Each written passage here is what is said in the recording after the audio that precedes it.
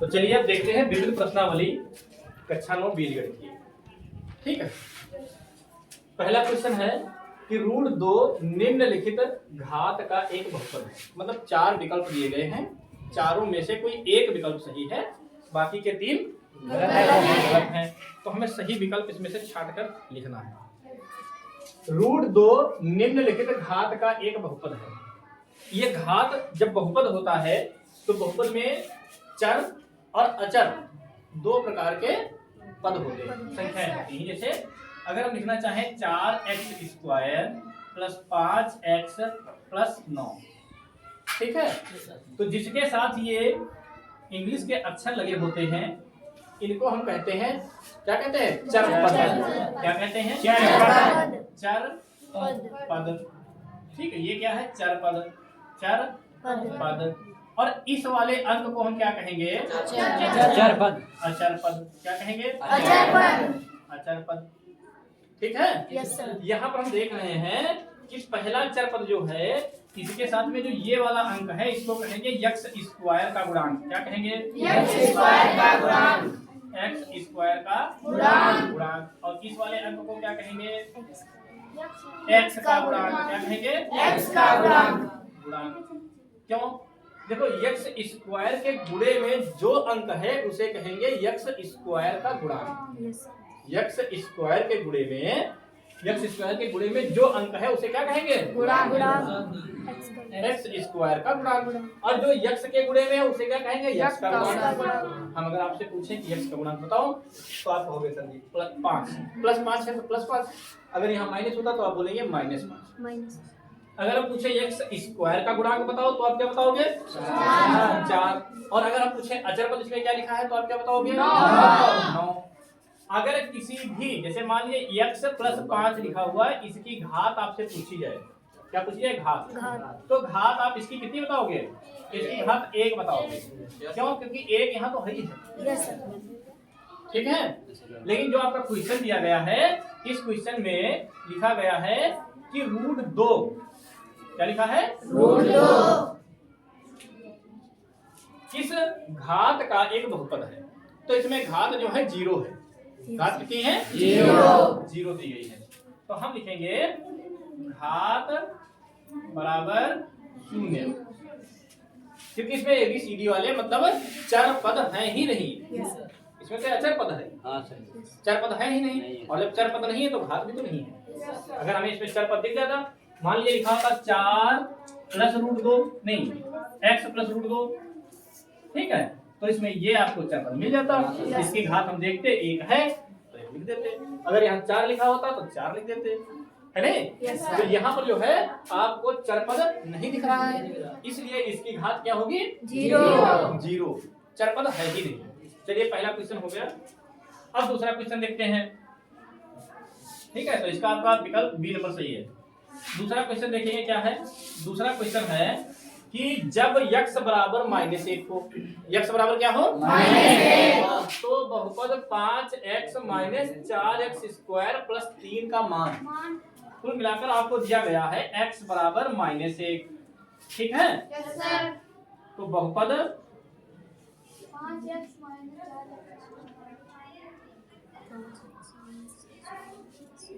4x²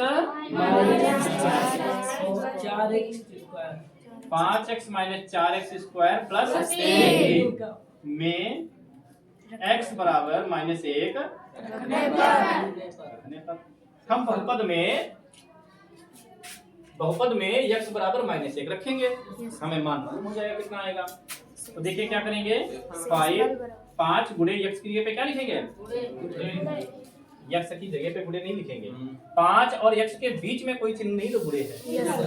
और x की जगह पे क्या लिखेंगे? माइनस का एक ब्रैकेट लगाया क्यों है? क्योंकि दो चिन्ह एक साथ और दो चिन्ह एक साथ आएंगे तो आपको ब्रैकेट लगाना है। Yes sir.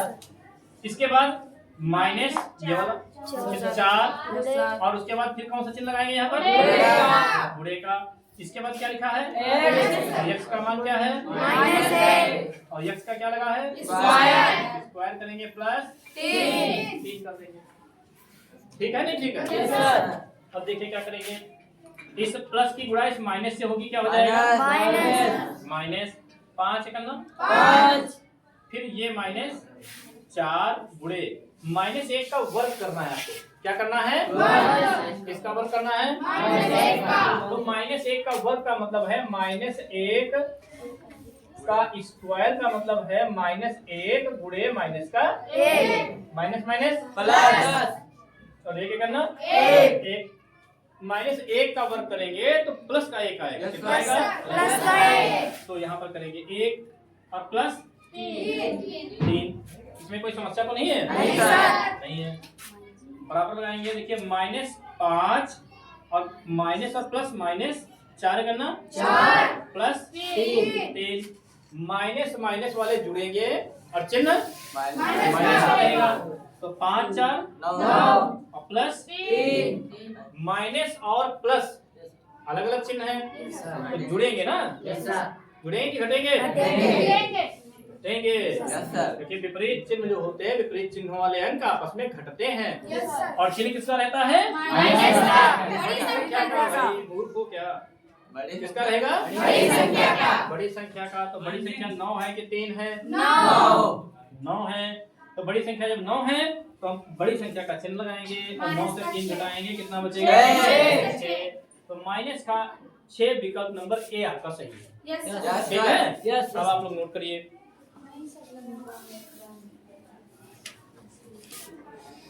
चलिए आइए क्वेश्चन नंबर 3 देखते हैं। क्वेश्चन नंबर 3 में 4 विकल्प दिए गए हैं, चारों में से आपको सही विकल्प खोजना है। देखिए क्वेश्चन है px बराबर x प्लस 3। px बराबर x प्लस 3 है तो px plus p minus x बराबर है। तो 3 विकल्प पहला है और दूसरा है 2x, c है 0 और d है 6। कितना है? 6 लिखा हुआ है। ठीक है। अगर हम यहाँ पर x की जगह पे 3 रखें तब ये कंडीशन सही होती है, 2x रखें तब ये स्थिति सही होती है, या 0 रखें तब ये स्थिति सही होती है, या फिर 6 रखें तब ये स्थिति सही होती है। देखिए px बराबर दिया गया है x प्लस 3। px बराबर दिया गया है x प्लस 3। हम x की जगह पे 6 रखेंगे। कितना रखेंगे? 6। तो यहाँ पर लिख देंगे 6 ऐसे और बराबर x की जगह पे 6 प्लस 3। इसके बाद हमें निकालना है p माइनस का x। p माइनस का x करोगे माइनस का 6 बराबर, यहाँ पर तो 9 हो जाएगा। यहाँ पर क्या हो जाएगा भैया? x की जगह पे करेंगे माइनस का 6 और प्लस का 3। कितना आएगा? माइनस का 3। कुल मिलाकर हम ये कह सकते हैं कि यहाँ पर विकल्प नंबर आपका डी सही है, 6 सही है।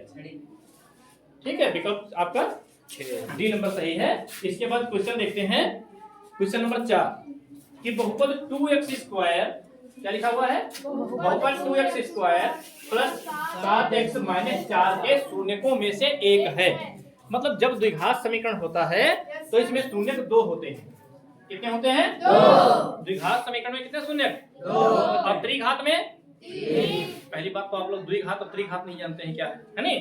देखिए अगर सभी सवाल जो है समीकरण जो है ऐसे लिखा हुआ x square plus 6x plus 7, मान लीजिए ऐसे लिखा हुआ है तो इसमें बड़ी घात कितनी है?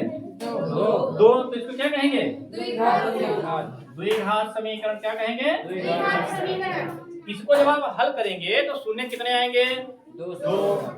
इसके बाद अगर लिखा हुआ है 4x cube plus 9x square plus 6x या प्लस 5, ऐसे लिखा हुआ है तो इसमें बड़ी घात कितनी है? 3। तो इसे क्या कहेंगे? त्रिघात समीकरण। तो त्रिघात समीकरण में कितने शून्य आएंगे? 3। जब हम हल करेंगे तो x के मान 3 आएंगे। ठीक है, वह मान जो किसी भी बहुपद को शून्य कर दे शून्यक कहते हैं। किसी भी बहुपद को शून्य कर दे उसे क्या कहेंगे? शून्यक कहेंगे। तो हम सबसे पहले लिखेंगे बहुपद।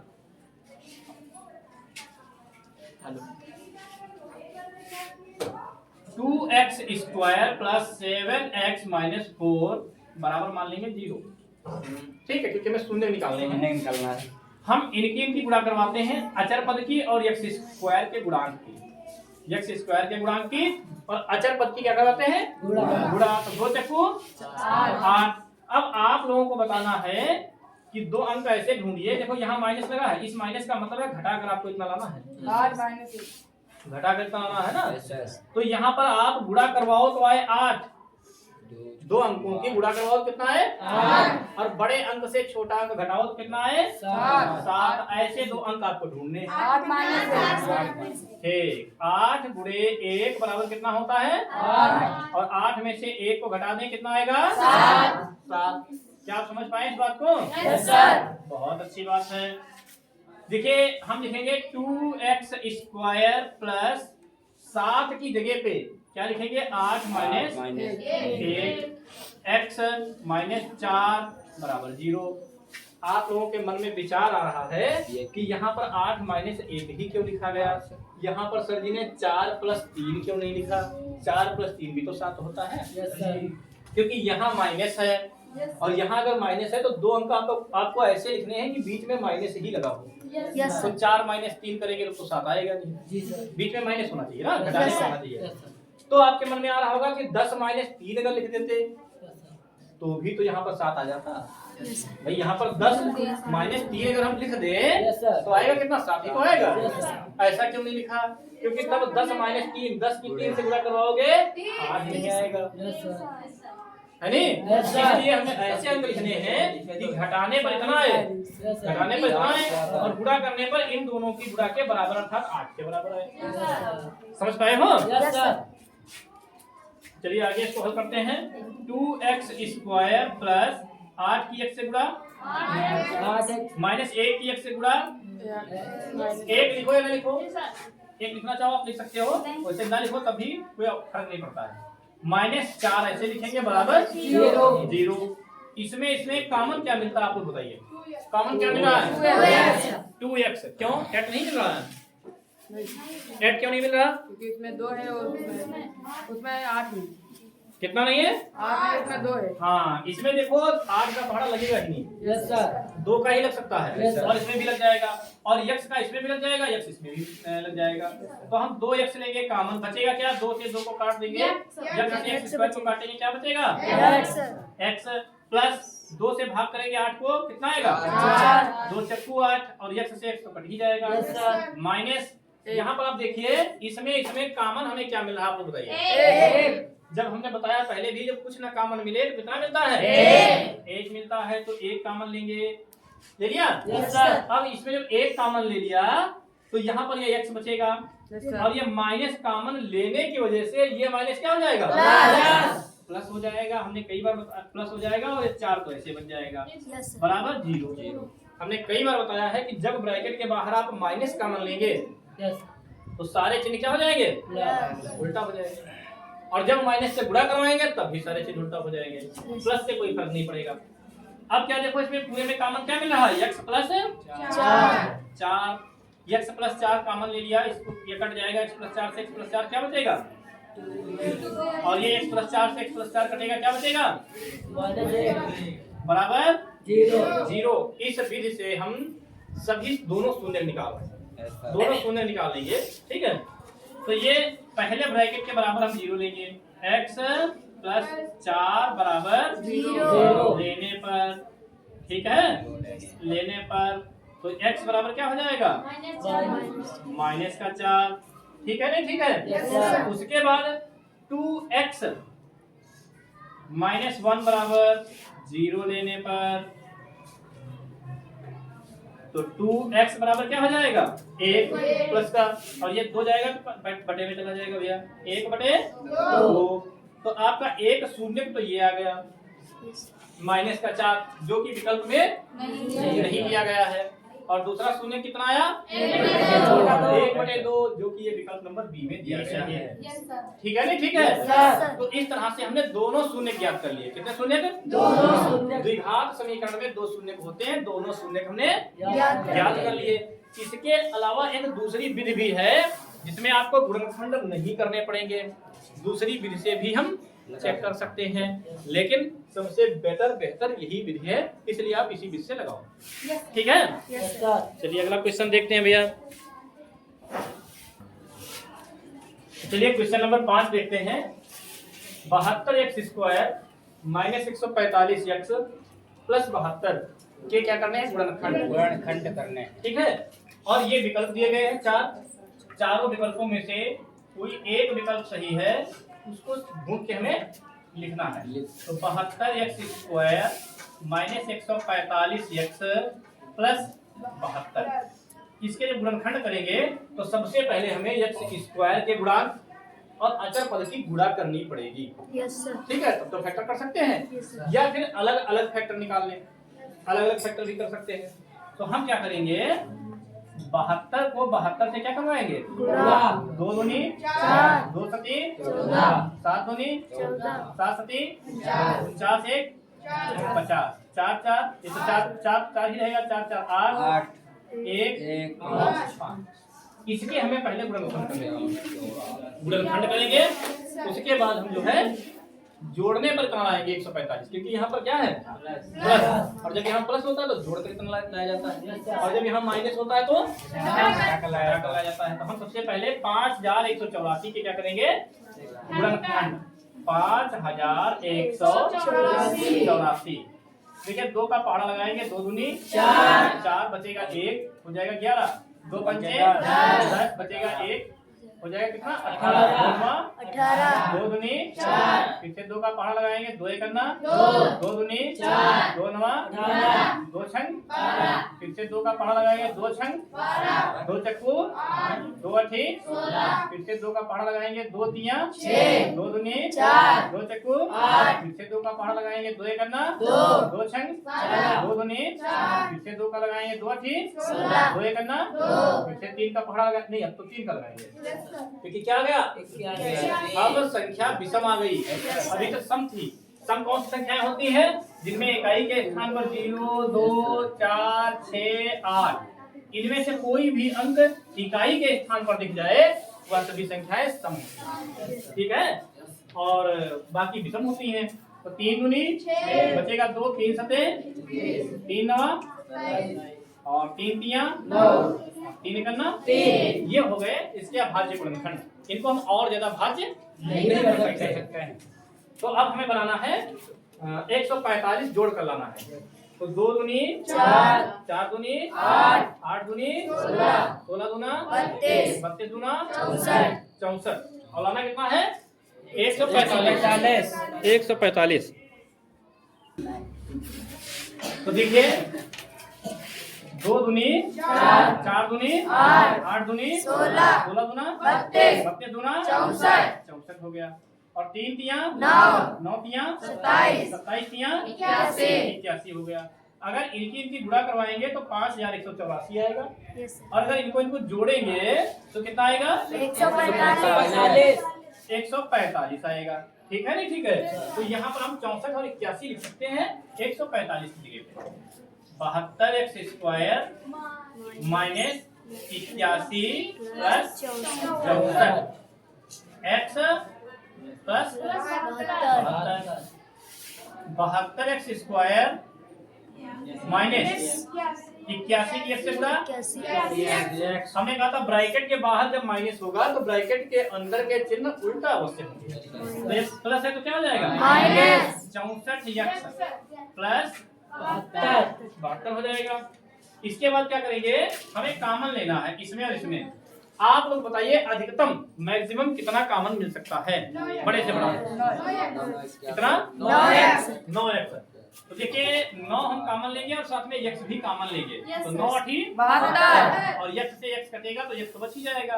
फिर 9 9 नहीं चिन्ह पहले लगाएंगे माइनस, उसके बाद 9 9 x से x कट जाएगा, बस इतना ही बचेगा। अच्छा यहाँ पर कॉमन क्या ले सकते हैं, 8 ले सकते हैं, तो 8 कॉमन लेंगे, 8 8 64 और x बचेगा, और ये माइनस की वजह से प्लस जो है क्या हो जाएगा माइनस, और 8 9 72। ठीक है नहीं, ठीक है। Yes sir. हाँ, इसके बाद 8x माइनस 9 कॉमन ले लेंगे क्योंकि दोनों ब्रैकेट कैसे हैं। बचेगा क्या 9x माइनस 8। अब आप चेक करिए क्या ऐसा कोई स्टेप है, 8x माइनस 9 और 9x minus 8, 8x minus 9 9x minus 8। आपका पहला विकल्प इसमें सही है। कौन सा विकल्प सही है, पहला विकल्प सही है। तो अब आप लोग इसको नोट करिए।